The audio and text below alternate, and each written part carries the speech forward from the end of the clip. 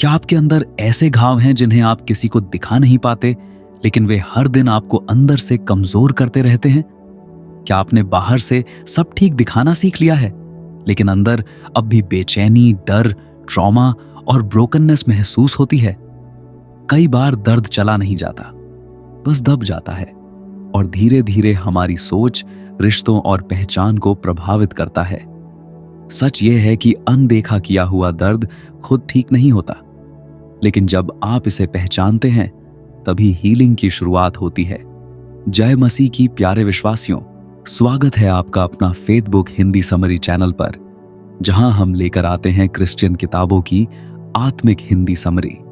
आज हम समरी सुनने वाले हैं healing the soul of a woman by Joyce Meyer, उनके बुक के बारे में। पार्ट 1, ब्रोकननेस पहचानना। जब हम अंदर की ब्रोकननेस की बात करते हैं तो सबसे पहले यह सच मानना जरूरी है, हर दर्द दिखाई नहीं देता। बहुत बार लाइफ बाहर से नॉर्मल दिखती है, लेकिन अंदर एक गहरा खालीपन महसूस होता रहता है। यही वो जगह है जहां हीलिंग शुरू होती है, जब इंसान अपनी अंदर की असली हालत को पहचानता है, न कि उसे छुपाता है। लेखक जॉयस मायर यहां एक बहुत जरूरी बात बताते हैं। बहुत सी स्त्रियां सालों तक अपने दर्द के साथ जीती रहती हैं, लेकिन उसे ही नॉर्मल मान लेती हैं। वो मुस्कुराना, काम करना और रिश्ते निभाना सीख जाती हैं, लेकिन अंदर जो टूटा हुआ दिल है उसे कभी सच में देखा ही नहीं जाता। यही अनदेखा दर्द धीरे धीरे लाइफ के हर हिस्से पर असर डालने लगता है। इसे ऐसे समझिए, यह बिल्कुल उस अंदर से खोखले पेड़ जैसा है जो बाहर से तगड़ा और हरा भरा दिखता है, लेकिन अंदर से पूरी तरह कमजोर हो खाली होता है। बाहर देखने वाला कहेगा कि सब ठीक है, लेकिन एक हल्की सी आंधी भी उसे गिरा सकती है। यही हाल अंदर के इमोशनल घावों का होता है। वो दिखते नहीं, लेकिन असर गहरा करते हैं। यही वजह है कि कई बार इंसान खुद को समझ नहीं पाता। उसे लगता है कि मेरे साथ ऐसा क्यों हो रहा है, जबकि असल में इसकी जड़ अंदर की ब्रोकननेस में होती है। लेखक जॉयस मायर इस बात पर जोर देते हैं कि जब तक हम अपनी ब्रोकननेस को पहचानेंगे नहीं, तब तक हम सही हीलिंग की तरफ कदम भी नहीं बढ़ा सकते। यहीं पर परमेश्वर का वचन एक सच्चाई को सामने लाता है। भजन संहिता 34 का 18 कहता है, यहोवा टूटे मन वालों के समीप रहता है और पिसे हुओं का उद्धार करता है। यह वचन हमें यह समझाता है कि परमेश्वर दूर नहीं है। वो उस व्यक्ति के पास है जो अंदर से टूटा हुआ है, जो थका हुआ है, जो अब और छुपा नहीं सकता। इसका मतलब है कि आपकी ब्रोकननेस कोई रिजेक्शन नहीं है, बल्कि एक बुलावा है परमेश्वर की उपस्थिति के लिए। लेकिन दिक्कत यह है कि हम अक्सर इस ब्रोकननेस को मानने से बचते हैं। हम उसे दबा देते हैं, नजरअंदाज कर देते हैं या उसे सही ठहराने लगते हैं। लेखक जॉयस मायर बताते हैं कि हीलिंग की सबसे बड़ी रुकावट यही है, सच्चाई का सामना ना करना। इसका एक बहुत प्रैक्टिकल रूप भी है। जब कोई व्यक्ति अंदर से खुद को बेकार महसूस करता है, बाहर से सब ठीक हो सकता है, लेकिन अंदर एक आवाज बार बार कहती है, मैं काफी नहीं हूं, मुझ में ही कुछ कमी है। यह भावना यूं ही नहीं आती, बल्कि यह अक्सर पुराने घावों का नतीजा होती है। यही वो पॉइंट है जहां इंसान को रुककर खुद से सवाल पूछना चाहिए, क्या मैं सच में ठीक हूं, या मैंने बस अपने दर्द के साथ जीना सीख लिया है? और इसी हालत में एक और वचन की गहरी सच्चाई सामने आती है। मत्ती 11 का 28 में यीशु कहते हैं, हे सब मेहनत करने वालों और बोझ से दबे लोगों, मेरे पास आओ, मैं तुम्हें विश्राम दूंगा। यह सिर्फ तसल्ली देने वाली बात नहीं है, बल्कि एक सीधा बुलावा है। जब आप थक चुके हैं, जब आप अपने दर्द को और नहीं उठा पा रहे, तभी आपको दूर जाने की नहीं, बल्कि यीशु के पास आने की जरूरत है। यही वो जगह है जहां असली हीलिंग शुरू होती है। लेखक जॉयस मायर इस जगह हमें प्यार से समझाते हैं। वो हमें दोष नहीं देते, लेकिन सच्चाई के सामने खड़ा करते हैं, क्योंकि जब तक दर्द को नाम नहीं दिया जाए, तब तक उसका इलाज भी नहीं हो सकता। और यहीं से हीलिंग की पहली सीढ़ी शुरू होती है। मानना कि अंदर कुछ टूटा हुआ है। यह मानना कोई शर्म या हार नहीं है, बल्कि एक नई शुरुआत है। ये वो मोमेंट है जहां आप नकाब हटाकर खुद को सच्चाई में देखते हैं, और जैसे ही ये होता है, परमेश्वर आपके साथ उस सफर में कदम रखने के लिए तैयार रहता है। अब सवाल यह नहीं है कि आपके अंदर घाव हैं या नहीं, सवाल यह है, क्या आप उन्हें पहचानने और मानने के लिए तैयार हैं? पार्ट 2, पास्ट और ट्रॉमा को समझना। जब हम अपनी ब्रोकननेस को पहचान लेते हैं तो अगला जरूरी कदम है उसकी जड़ तक जाना, क्योंकि हर दर्द कहीं से शुरू हुआ है। वो अचानक पैदा नहीं हुआ, बल्कि किसी अनुभव, किसी घटना या किसी रिश्ते के असर से धीरे धीरे अंदर बैठ गया। लेखक जॉयस मायर यहां एक बहुत गहरी सच्चाई सामने रखते हैं। हम आज जैसे सोचते और महसूस करते हैं वो अक्सर हमारे पास्ट का नतीजा होता है। बहुत बार लोग अपनी आज की परेशानियों को समझने की कोशिश करते हैं, लेकिन वो उस जगह तक नहीं जाते जहां से ये सब शुरू हुआ था। और जब जड़ को नहीं समझा जाता तो हीलिंग अधूरी रह जाती है। इसे ऐसे समझिए, ये बिल्कुल जंजीर में बंधे हुए मन जैसा है। आप आगे बढ़ना चाहते हैं, आप बदलाव भी करना चाहते हैं, लेकिन कुछ आपको पीछे खींचता रहता है। आप खुद से कहते हैं अब मैं अलग तरीके से जीऊंगा, लेकिन फिर वही पुराने तरीके, वही रिएक्शंस, वही फीलिंग्स वापस आ जाती हैं। यही वो जगह है जहां पास्ट चुपचाप आज की जिंदगी को कंट्रोल करता है। लेखक जॉयस मायर ये समझाते हैं कि हमारे जीवन के बहुत से रिएक्शंस अपने आप होते हैं, क्योंकि वो पुराने ट्रॉमा से जुड़े होते हैं। जब तक हम ये नहीं समझते कि ये मेरे अंदर क्यों है, तब तक हम उसे बदल नहीं सकते। यहीं पर परमेश्वर का वचन हीलिंग की दिशा दिखाता है। यशायाह 61 का एक कहता है कि प्रभु यहोवा का आत्मा मुझ पर है, क्योंकि यहोवा ने सुसमाचार सुनाने के लिए मेरा अभिषेक किया और मुझे इसलिए भेजा है कि खेदित मन के लोगों को शांति दूं, कि बंधुओं के लिए स्वतंत्रता का और कैदियों के लिए छुटकारे का प्रचार करूं। इसका मतलब यह है कि आपका पास्ट चाहे जैसा भी रहा हो, वो परमेश्वर के लिए कोई रुकावट नहीं है, बल्कि वही जगह है जहां वो काम करना चाहता है। लेकिन ध्यान दीजिए, चंगाई तब शुरू होती है जब हम ये मानते हैं कि हमें चंगाई की जरूरत है। समस्या ये है कि बहुत बार लोग अपने पास्ट को या तो नजरअंदाज करते हैं या उसे इतना बड़ा बना देते हैं कि उससे बाहर निकलना नामुमकिन लगता है। लेकिन लेखक जॉयस मायर सही बैलेंस सिखाते हैं। ना तो पास्ट से भागना है और ना ही उसमें फंसे रहना है, बल्कि उसे समझकर परमेश्वर के सामने लाना है। इसका एक बहुत प्रैक्टिकल रूप यह है, जब किसी व्यक्ति को बचपन का रिजेक्शन आज भी याद आता है। शायद किसी ने आपको नजरअंदाज किया, शायद आपको वैल्यू नहीं दी गई, या शायद आपको बार बार यह महसूस कराया गया कि आप उनते खास या जरूरी नहीं हैं। समय बीत जाता है, लेकिन वो फीलिंग अंदर कहीं बैठ जाती है और फिर बड़े होकर भी छोटी सी बात वही पुराना दर्द जगा देती है। तभी इंसान सोचता है, मैं इतना ज्यादा दुखी क्यों हो जाता हूं? असल में ये आज की बात नहीं, कल का ट्रॉमा है जो आज असर दिखा रहा है। यहीं पर एक और वचन की जरूरी सच्चाई सामने आती है।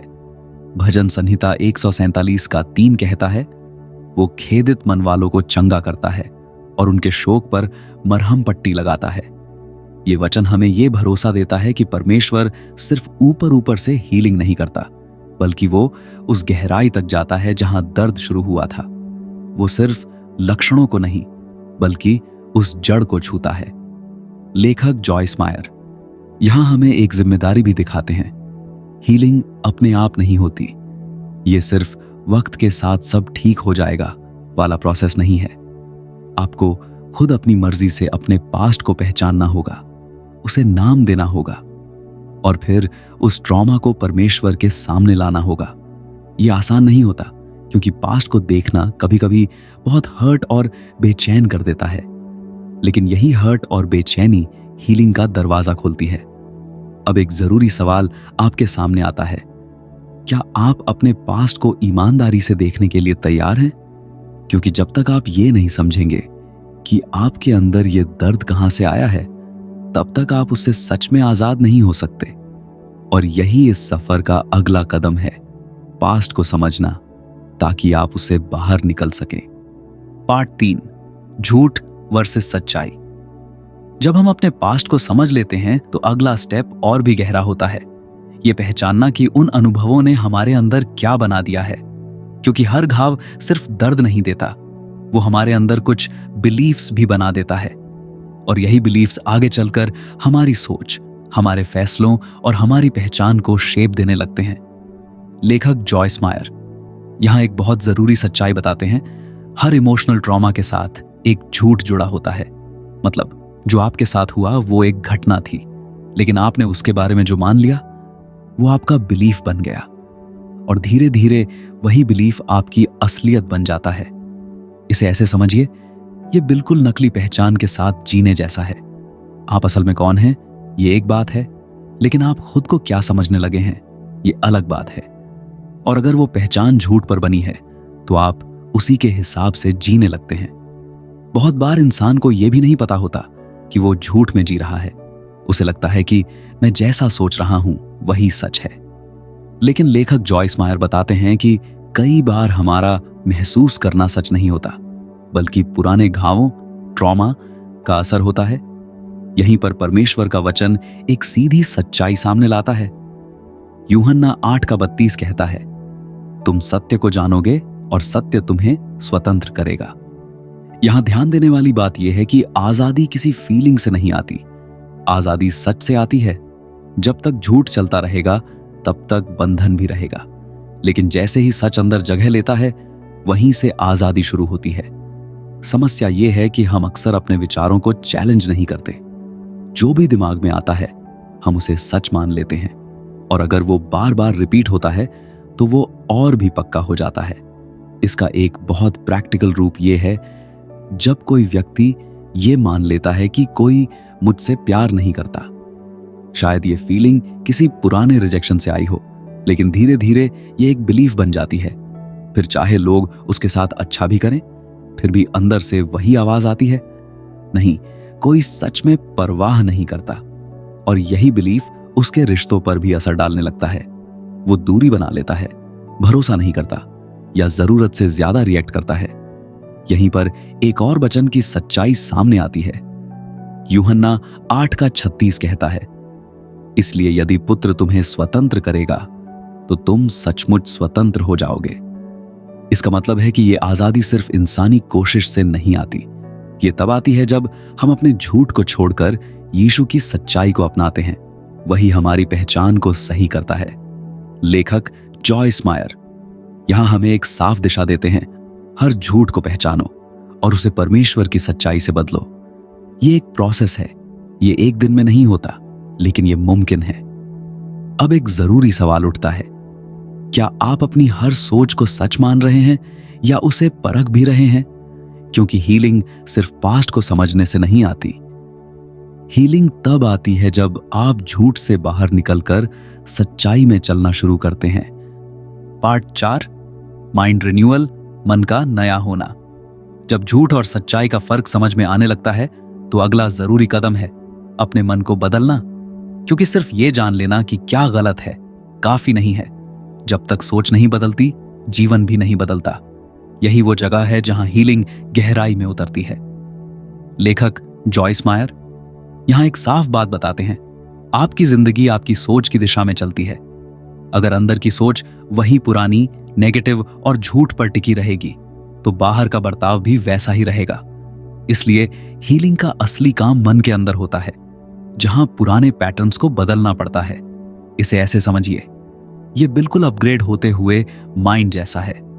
जैसे एक पुराना सिस्टम नए वर्जन के बिना ठीक से काम नहीं कर सकता, वैसे ही हमारा मन भी पुराने बिलीफ्स के साथ अच्छी लाइफ नहीं जी सकता। उसे अपडेट करना जरूरी है, नहीं तो वही गलतियां बार बार सामने आती रहेंगी। यही वजह है कि परमेश्वर का वचन हमें सीधे मन पर काम करने के लिए कहता है। रोमियो 12:2 कहता है, अपने मन के नए हो जाने से तुम्हारा चाल चलन बदलता जाए। यहां फोकस साफ है, बदलाव बाहर से नहीं अंदर से शुरू होता है। जब मन नया होता है तब फैसले बदलते हैं, रिएक्शंस बदलते हैं और धीरे धीरे पूरी जिंदगी बदलने लगती है। लेकिन यह प्रोसेस अपने आप नहीं होता। लेखक जॉयस मायर समझाते हैं कि मन का नया होना एक जानबूझकर लिया गया फैसला है। आपको खुद चुनना पड़ता है कि आप क्या सोचेंगे और किस पर विश्वास करेंगे। इसका एक बहुत प्रैक्टिकल रूप है, रोज अपनी सोच को चेक करना, मतलब हर सोच को बिना सोचे समझे मान नहीं लेना, बल्कि ये पूछना, क्या ये सच है? क्या ये परमेश्वर की सच्चाई के हिसाब से है? अगर नहीं, तो उसे वहीं रोकना और सही सोच से बदलना। शुरुआत में ये थोड़ा मुश्किल लग सकता है, क्योंकि पुरानी आदतें जल्दी नहीं बदलती, लेकिन धीरे धीरे जैसे आप बार बार सही चुनाव करते हैं, आपका मन नए तरीके में ढलने लगता है। यहीं पर एक और वचन की जरूरी दिशा मिलती है। फिलिपियों 4:8 हमें सिखाता है कि हमें किन बातों पर मन लगाना चाहिए।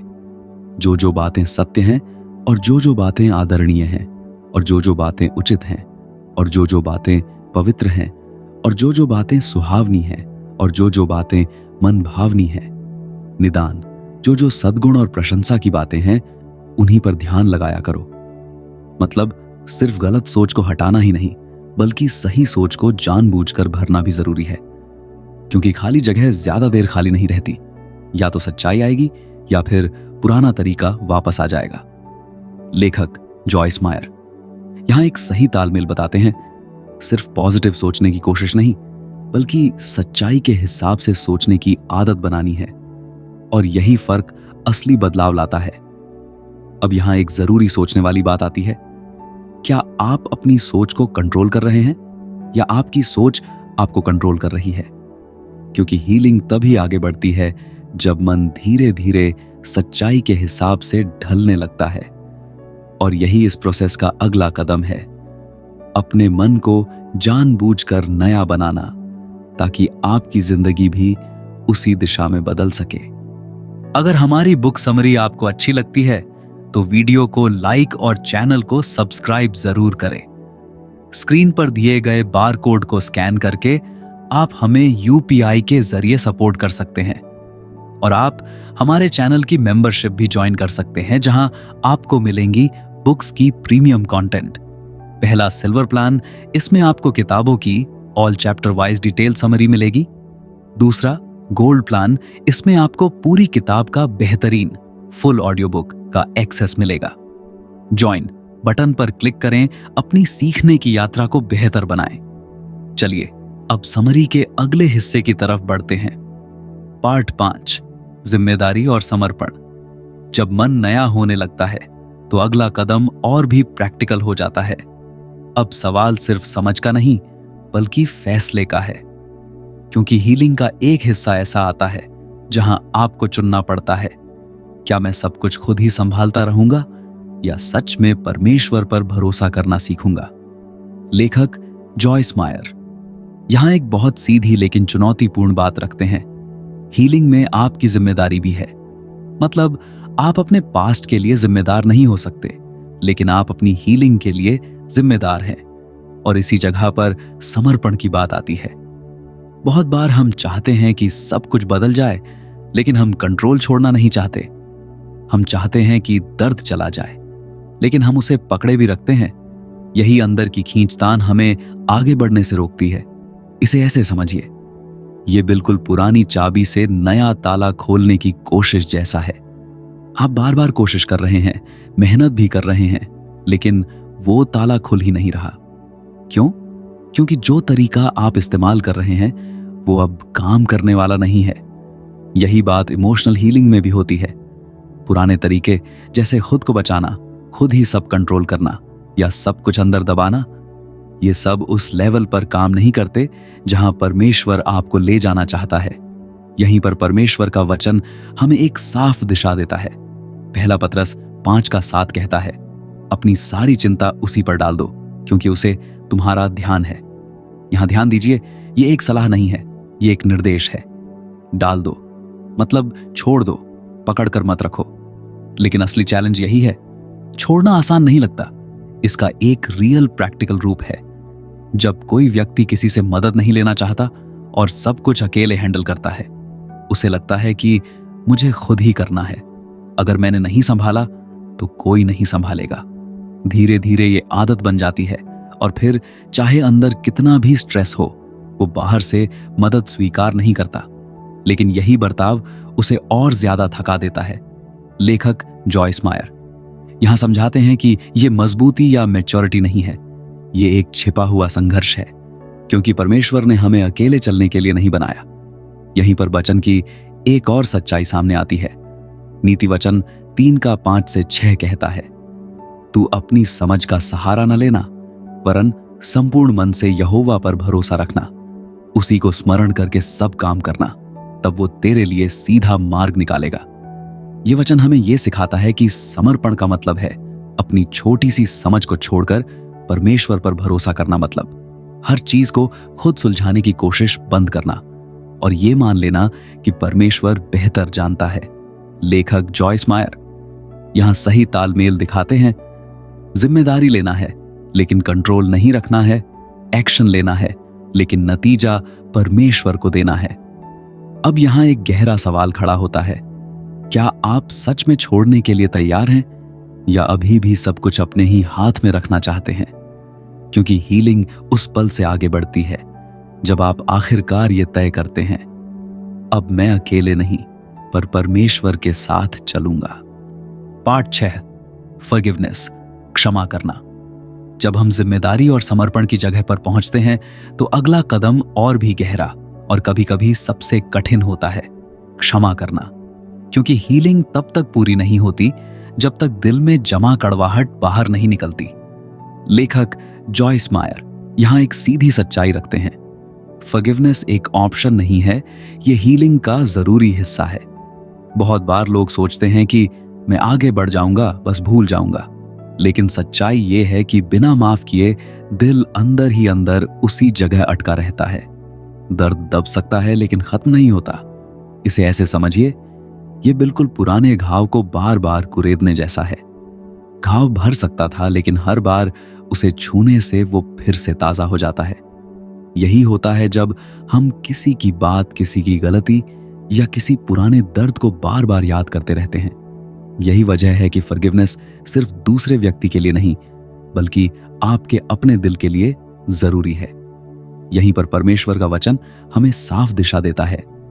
इफिसियों 4:31-32 कहता है कि सब प्रकार की कड़वाहट, प्रकोप, क्रोध, झगड़ा, निंदा, आक्रोश तथा बैर भाव को स्वयं से अलग करो और एक दूसरे के प्रति कृपालु तथा करुणामय बने रहो। और जैसे परमेश्वर ने मसीह में तुम्हारे अपराध क्षमा किए, वैसे ही तुम भी एक दूसरे के अपराध क्षमा करो। यहां फोकस यह है कि दिल में जो भी जमा है उसे पकड़े मत रखो, क्योंकि वही चीज आपको अंदर से रोक रही है। लेकिन फॉरगिवनेस आसान क्यों नहीं लगता? क्योंकि हम अक्सर इसे गलत तरीके से समझते हैं। हमें लगता है कि अगर मैं माफ कर दूं तो इसका मतलब है कि जो हुआ वो सही था। लेखक जॉयस मायर यहां साफ करते हैं, फॉरगिवनेस का मतलब यह नहीं कि जो हुआ वो सही था। इसका मतलब यह है कि आप उस दर्द को अपनी लाइफ पर कंट्रोल नहीं करने देंगे। इसका एक प्रैक्टिकल रूप यह है, जब कोई व्यक्ति रिलेशनशिप से इमोशनली दूर हो जाता है, वो बाहर से नॉर्मल रहता है लेकिन अंदर से उसने दूरी बना ली होती है। वो जुड़ाव महसूस नहीं करता, भरोसा नहीं करता, क्योंकि कहीं ना कहीं अंदर दर्द अभी भी मौजूद है। धीरे धीरे ये दूरी आदत बन जाती है और फिर हर रिलेशनशिप में वही पैटर्न रिपीट होने लगता है। और यहीं पर वचन की एक और सच्चाई सामने आती है।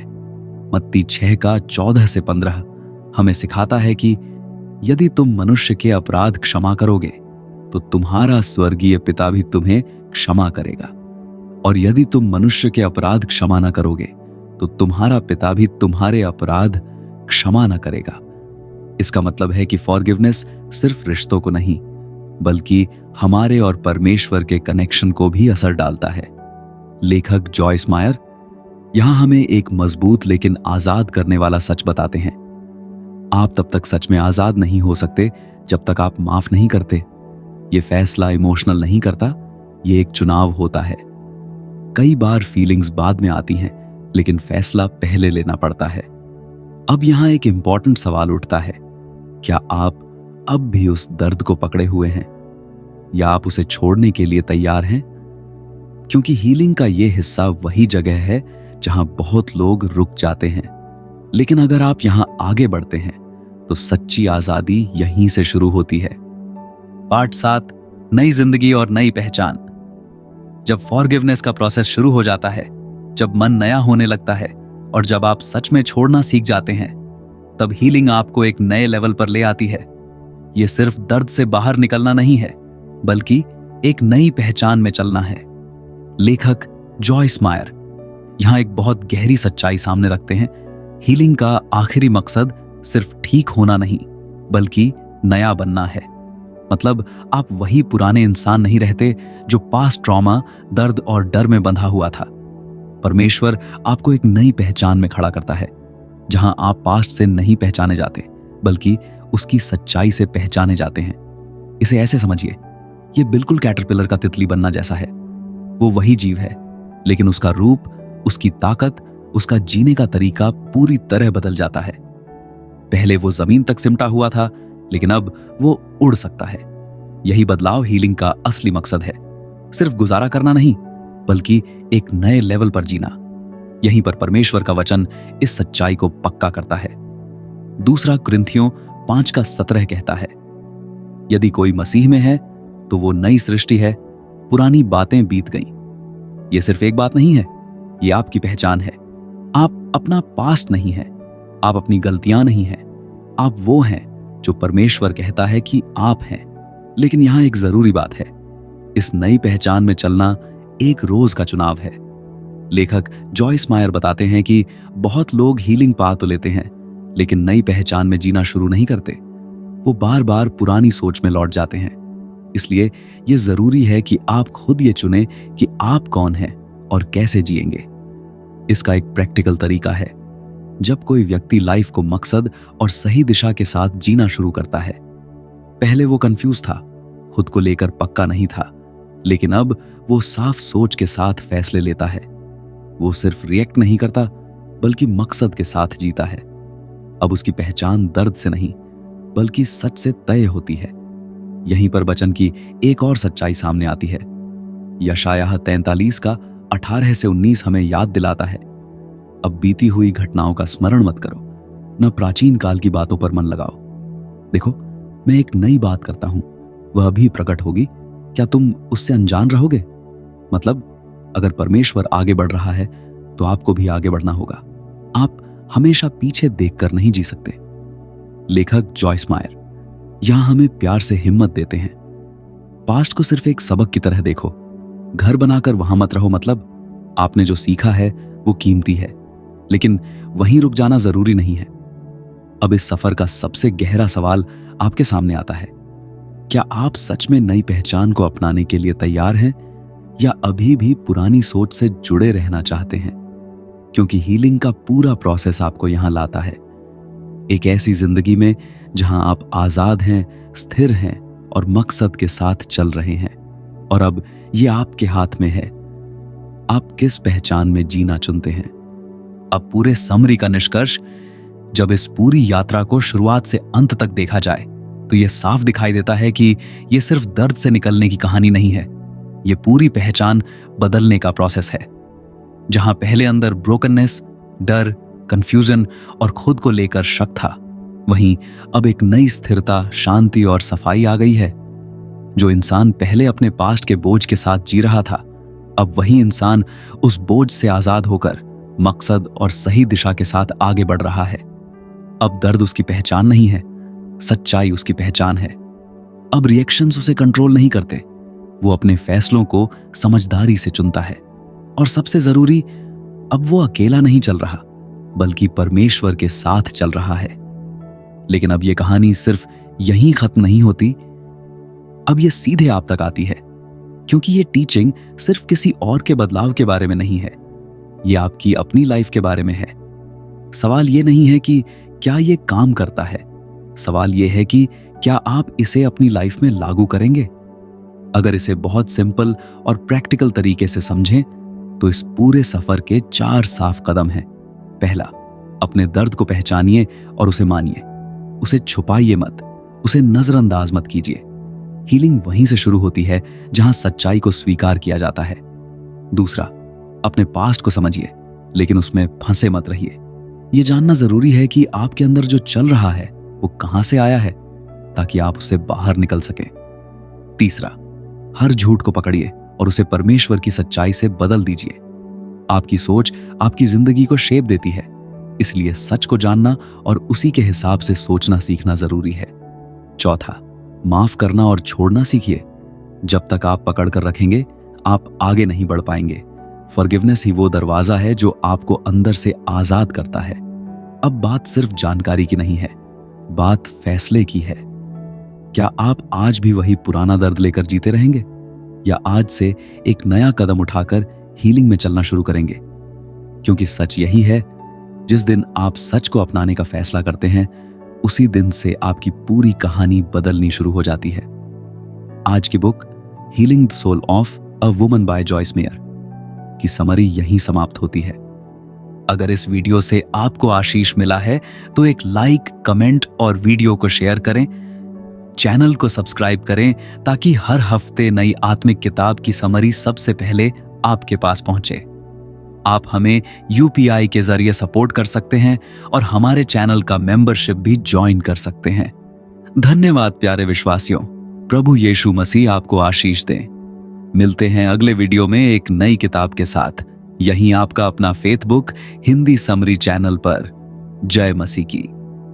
अगर इस समरी से आपको कुछ सीखने समझने को मिला है तो यहीं मत रुकिए, बाईं ओर दिए गए वीडियो को देखें जहां और भी गहरी बातें आपका इंतजार कर रही हैं। दाईं ओर की प्लेलिस्ट जरूर देखें, क्योंकि उसमें वह सीख है जो आपके जीवन को नई दिशा दे सकती है।